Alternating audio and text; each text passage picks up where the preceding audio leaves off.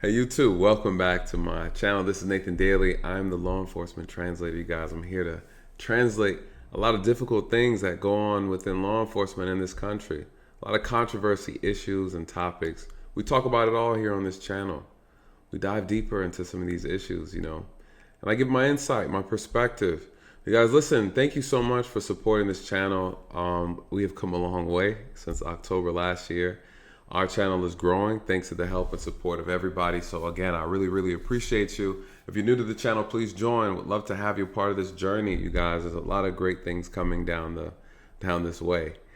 So what are we talking about? Tonight, I wanted to touch on something that happened last year. It was the death of a young lady by the name of Lauren Smith Fields. She's a 23-year-old African-American female. And the circumstances around her death were very suspicious. And it led to a lot of people kind of wanting to look into it and say, what's going on? What's the issue?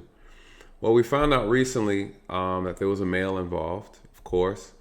This male's name is Matthew LaFontaine. He's a white male. I believe he's about 38 years old. He is considered to be a potential suspect, right, in her death, allegedly a suspect in her death. We don't really know, right, what actually happened. There's a lot of problems that in this case, a lot of issues that I noticed when I started looking into it. So let me tell you why I decided to go into it. So this morning I got an email, kind of get me updated with the news, and it talked about the family wanting to sue Bridgeport, Connecticut Police Department because of their failures in this case, the lack of professionalism in this case. So I said, all right, let me look into it out of curiosity. So I looked into it and I agree. I think the argument that the family is making is legit, right? The professionalism of the police department in regards to the case was not there, according to them, based on what they said. What else? The way they handled the crime scene was horrible. They did a horrible job. That creates a multitude of problems. I'm going to tell you why. But let me give you the recap briefly on this story, right? For those who might not be too familiar with it. This is what happened. There's a young female, Lauren. She was on Bumble, the dating app, right? A lot of people prefer Bumble over some other ones because they believe that there's better quality people on there, right? Unlike your Tinders and things like that, or your POFs, right? So she goes on Bumble. She meets this guy. She meets Matthew on there, right? They know each other for 3 days, according to Matthew. Matthew gave a statement to the police, said, hey, we've only known each other for 3 days. On the third day, he's at her place. He's at her apartment. No forced entry. They didn't see any signs of forced entry, anything of that nature. He's the one who called the police. So what happened? Apparently, or allegedly, according to Matthew, she had reached out to him and said, hey, I want you to come by. By the way, I need $40 for my nails, right? Can you spot me $40 to get my nails done? I don't know if he complied or whatever, if he acknowledged it. But this is what he's telling the police. He shows up to her place and they're drinking. He's saying, hey, we had some drinks. We're chilling, watching a movie on the couch. He says that she received a text message from her brother, and then she left the apartment to go outside to go and speak to him. He stated that she stayed out there for a few minutes and then she came back inside. They continued drinking. Then she got a little nauseous. She went to the bathroom. She started throwing up. He said he didn't think nothing of it. It wasn't his place, right? That's what he said to the police. It wasn't his place to question what was going on. She comes back. They're drinking, having a good time again. He states that she later then falls asleep. He picks her up, puts her on the bed, and then he lays next to her. He said when 3 a.m. comes around, he gets up to go use the bathroom. She's sound asleep, snoring, right? She's sleeping. He goes to the bathroom, uses the bathroom. He gets back in the bed. He wakes up again approximately 6:30 in the morning, finds that she has blood coming out her nose, and she's unresponsive. He calls the police. The medics arrive. She's deceased at the scene. The police arrive. They do whatever they do. I don't know how Bridgeport, Connecticut operates. They do whatever they do. But they didn't do a good job. They didn't do a good job at all. They left a lot of evidence unsecured. They didn't collect, right? Things that they should have collected. They didn't check properly. There was no crime scene technician that came out. So this is what happened. Apparently, Matthew was very cooperative with the police. He was very cooperative, very transparent. They found over $1,000 in cash in her place, which could mean something, could not mean something. They collected other things of her belongings, but that was about it. I don't know if they were able to confirm anything of interest or value in that apartment that would help their case or would help solidify whether or not Matthew's innocent or whether or not he's guilty. I don't know. I do know he cooperated. Just because he cooperated doesn't mean he's not guilty, right, of a crime. What crime could he be committed? I mean, what crime could he possibly have committed? Well, a lot of things could have happened. We don't know, right? We don't know. And with the evidence presented, it's hard to say. Unfortunately, the poor job of the initial officers investigating and not having a crime scene to process the scene properly actually makes Matthew look bad. It makes him look really bad. The way the initial investigator, the family complained and said he was very unprofessional. You know, he went days without contacting them, giving them any update. You know, when he finally went to I believe it was from December 13th through December 29th. You know, he didn't contact them with any updates about the investigation. Well, when the family calls the police department and say, hey, listen, the guy who's doing the case, he hasn't said anything. We need to know something. What's going on? The family says the new detective was like, hey, that guy who was originally doing the case, he's a piece of crap. He doesn't know what he's doing. He should have never been on the case. I'm taking it from here. Well, now, as the family, you're like, hold on, what? My daughter, my sister, right, is dead. You mean to tell me you guys are having some issues, some administrative problems behind the scenes? Yeah, I need questions. I have questions. I need them answered ASAP. I completely agree 100%. The professionalism was bad, right? The family goes to the apartment where their daughter was deceased at. And what do they find? They find the crime scene untouched, right? Allegedly untouched, but the crime evidence that was never collected. There was blood on the sheet. There was blood on the sheet. There was a pill found in the bed. There were still 2 glasses or 2 cups filled with substances in there. I don't know what they are. They were never tested. Whether or not something was slipped in or whether or not it was alcohol, if anything was mixed, right? We don't know. And then what else happened? One of the family members finds a condom in the trash can with semen in it. Doesn't mean that it's Matthew's, but it's the fact that it was there, it was never collected as evidence. They just didn't process the scene. What does that say? Doesn't look good. It can say a lot of different things.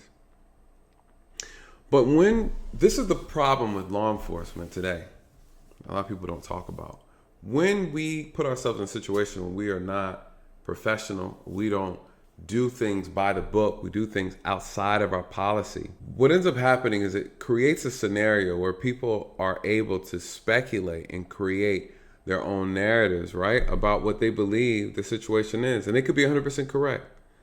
They could be partially or completely wrong. But when you don't do things by the book, when you're not transparent, you leave it up for interpretation. And the family believes that this is racially motivated. It's like, hey, you just kind of just looked at this guy. You said he was a nice guy, is what the first detective said. They're like, he seems like a nice guy. Don't worry about it. He's not a suspect. Then you see that the crime scene, the investigation of the crime scene was done, very, very unprofessional. You leave people to come up with their own conclusions, and the conclusion this family came up with was that because the victim is black and the suspect is white, that's the reason why you didn't really make an honest effort. They could be 100% correct, or they could be partially or 100% wrong. This could just be pure negligence, or it could be completely rooted in racist ideology. We don't know, right? It needs to be investigated.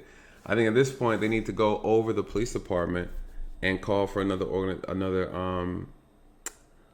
entity to kind of do this investigation, to be honest, like a state bureau, right? The State Bureau of Connecticut has one. I'm sure they have one. It needs to go above the police department, unfortunately, because they just messed up too much. So this opens the door to a larger issue, though, right? What did Matthew tell the police when they showed up? They said, hey, do you know her last name? What do you know about it? He's like, nah, I don't know her last name. I just know her first name, Lauren. But I think it might be on her Instagram.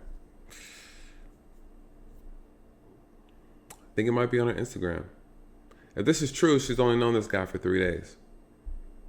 He's already at her place. She met him off of social media, right? She met him off of a dating app. He's like, check her social media. Her last name might be on there. What's the problem with this, you guys? There's a lot of problems. Lately, there's been a lot of deaths behind these women on these dating apps or on social media. What you guys might not know, or maybe some people might be uncomfortable to talk about, but unfortunately, and not saying that this is what she was doing, but let's take a pause and let's look at what's going on. Because I got a chance to look at her social media account. You have a 23-year-old girl who has odd jobs, and she's in different countries. Not to say she can't afford it. We don't know what her pockets look like. We don't know who's fronting her, or if her family has money or whatever. But we see this often, you guys. I've seen this often in the profession. What do I see? I see a lot of our young women, right? A lot of our young women who are escorting themselves out for money, for materialistic things, purses, makeup, watches, shoes, clothes, designer bags. This is a trend, you guys. This is a trend. And again, let me start with this, because when we have this conversation, some people don't understand nuance. Regardless of what a person's profession is or what they decide to do with themselves, their body, their money, does never justify any death, right? No one is ever saying that. I gotta say that because unfortunately, there's some people who are gonna think that that's what I'm saying about when I say this. Yesterday, the toxicology report came out about her death, which is another reason why I wanted to talk about it. What they find in her system. Let's look at it. It says the medical examiner announced Monday that her cause of death was acute intoxication due to the combined effects of fentanyl, promethazine, hydroxyzine, and alcohol. Her death has been ruled as an accident. Now, we know these chemicals. Some people know fentanyl. You touch that stuff gets on your skin. You're done. You're done. Your heart stops. It's over with. Game over. Promethazine. What do they use promethazine for? Promethazine is used to prevent and treat nausea, vomiting related certain conditions such as before and after surgery, motion sickness. Also used to treat allergy symptoms such as a rash, itching, and runny nose. Now, promethazine people use to get high off of, you guys. They'll drink it, they'll call it like codeine cough syrup, scissor, right? If you ever heard that term used before on the street term, scissor. But promethazine, they'll use it, they'll drink it. It slows you down, it makes you lethargic. People do it to get high. Like that's how they, right? That's what they do. Hydroxyzine. What is hydroxyzine? It's used in adults and children to relieve itching caused by allergic skin reaction. Listen, what if she had a skin problem? What if she had some type of eczema or some bad allergies to skin stuff? Or what if she didn't? What if she took these things along with the alcohol and it caused her seizures, right? It caused her to seize. Hydroxyzine, one of the side effects is seizure. You couple that with some Patron is what they were drinking, alcohol. Who knows? Fentanyl, I don't know how fentanyl got in her system. But that's what they found. That's what the toxicology report found in her system. Some people are going to say, well, maybe she was drugged. Right? No way to tell. This is the problem. Their poor investigation doesn't help the suspect's case at all. Because he needs them to do a good job to exonerate him, right? Now they did a bad job, that makes him look bad too. It makes him look bad as well. That's what was in her system. This is not uncommon. Those things are not uncommon. You guys, I've arrested kids and talked to kids who take Xanax pills and alcohol to party. That's what they do. Xanax. They call them bars. Xannies.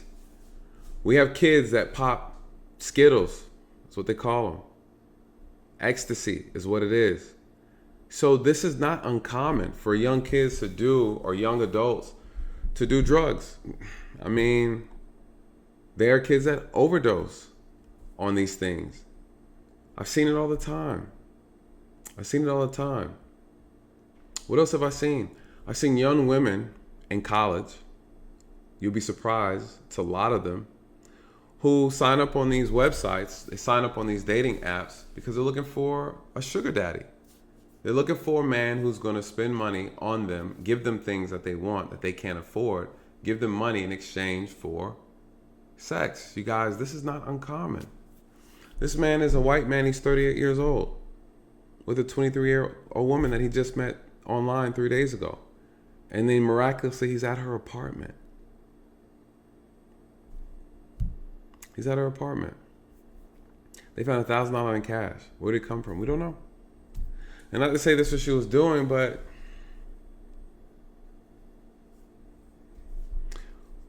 what if this was an accident? What if this is truly an overdose? Well, let's talk about that. She's grown, you guys. She's an adult. She's an adult.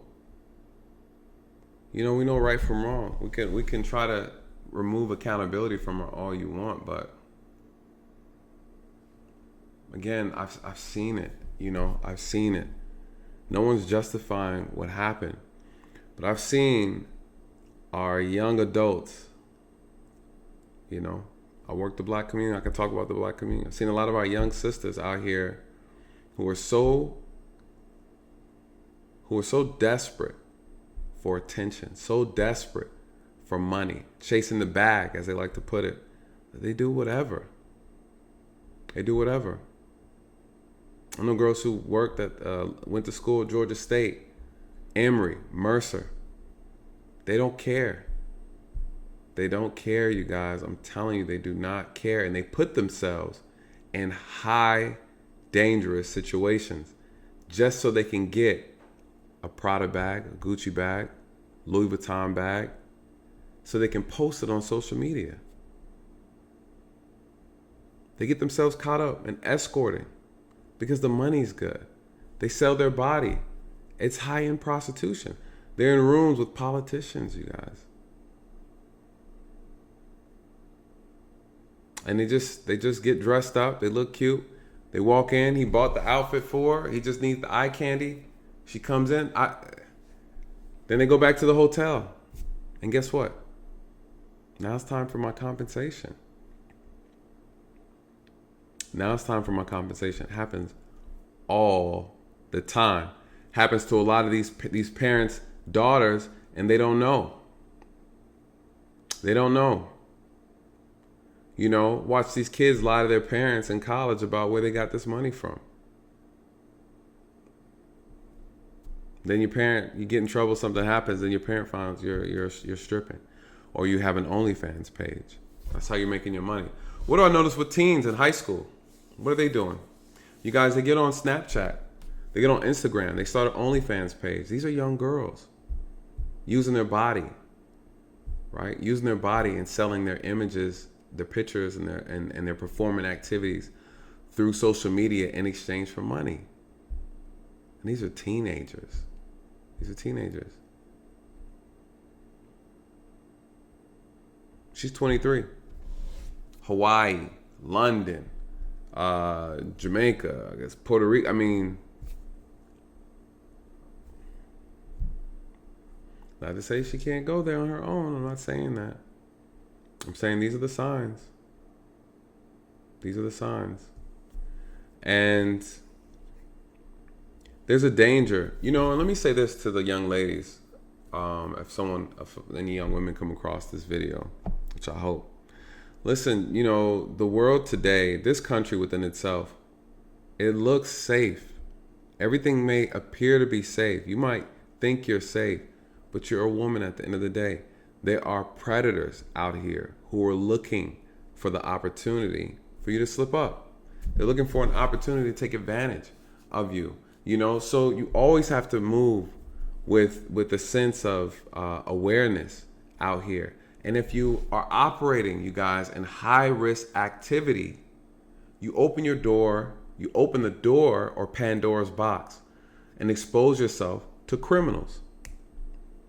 See, a lot of times when we have these conversations, a lot of people don't like to have it, especially women. Because women have this, sometimes you have some women that have this viewpoint where just because I wanted to be an escort, or just because I want to dress a certain way, just because I want to get drunk and lose all consciousness. I should have a right to do that. No one should be touching me. No one should be violating. No one should be assaulting me. I should be able to do what I want. I understand what you're saying. That doesn't change the fact that you can't be a victim of crime, sexual assault. Your personal feelings about what you want to do versus what you should do are two totally different things. You want to ignore safety because you feel like, because you're a woman, I should be able to do whatever. That's fine. What I'm telling you is that doesn't matter to a criminal. That doesn't matter to a person who is not law abiding. In a perfect world, that sounds beautiful. In theory, it sounds amazing. In practice, it doesn't mean anything, you guys. A whole criminal's job is to commit crime. If they see you as a victim, they're going to do what they do best. Right? They're going to do what they do best. We have to change our outlooks. You know, I always tell women to change the way you think about this. It's not about what you want. It's not about what should be. It's about what it is. It's about what it is. I see so many women put themselves in harm's way because they think this is the way it should be. This sense of delusion can get a lot of women hurt. Why was she so comfortable to bring a stranger to her apartment? Why? We looked into the man. He's like some sort of an engineer, graphic engineer, something like that. He makes money. He makes money. This is not uncommon. You have guys who make good money and they purchase women for a good time and they go about their business. This is not uncommon, you guys. All the evidence is going to be in their phone. Text messages on Bumble. I would love to see what those messages look like. How much is it for your time, miss? How much is it for your time, sir? Like, what's the exchange? You guys, this is a big thing. It's real heavy here in Atlanta. It's real heavy in Atlanta. So, you know, I think, again, I tell women all the time, it's not safe. You guys, you have to be very vigilant with how you manage yourself, your body, your image. There are people out here who are predators. Despite what you think or how you believe things should be, it doesn't matter what you think. When a criminal wants to make you a victim, that's what the criminal does. They don't care. They don't care your age. They don't care your gender. You're not special. You're not special. So with that being said, you have to protect yourself. You have to be vigilant. You have to be. And I say that to say, I'm not saying he's innocent. I'm not saying he's guilty. I'm saying we don't know. The reason why it's so hard to tell is because the police royally messed this investigation up. There's no doubt about it. There's no doubt about it. And now they messed it up so bad that the family can't even trust the medical examiner. I wouldn't trust him either. I'm just keeping it real. You know, there's a reason why the transparency, following protocol and policy and professionalism means so much. If you can't make people feel comfortable that you know what you're doing, how can they trust the results? How do we know you're not covering this up? How do we know? We don't. So it's a very sad, very tragic situation, very unfortunate, unnecessary situation. There's so many different lessons to learn about this. We talk about ingesting drugs, doing drugs, talking and dealing with strangers, selling your body, escorting, sugar babies, the problem with that. Listen, this whole thing is rooted in money, right? That whole thing is rooted in money. Young girls who want, you know, I've read comments and saw some videos about this, and you had girls in the comment section, women in the comment section saying, well, what do you expect women to do when the men their age can't give them those things? You guys, this is the problem. This is the problem. What do you expect women to do when men their age? She's 23 years old. She wants another 23-year-old young man buying her a bag that costs $600 to $1,000? You want a 23-year-old who's in college with you to take you to Hawaii? It's like, come on. So what do? They go after these older guys who got a lot of bread to burn. But if they fly you out, they're going to hoe you out. Right? With that, you guys, that's it for this video. Comment, like, share, and subscribe. Good night. God bless.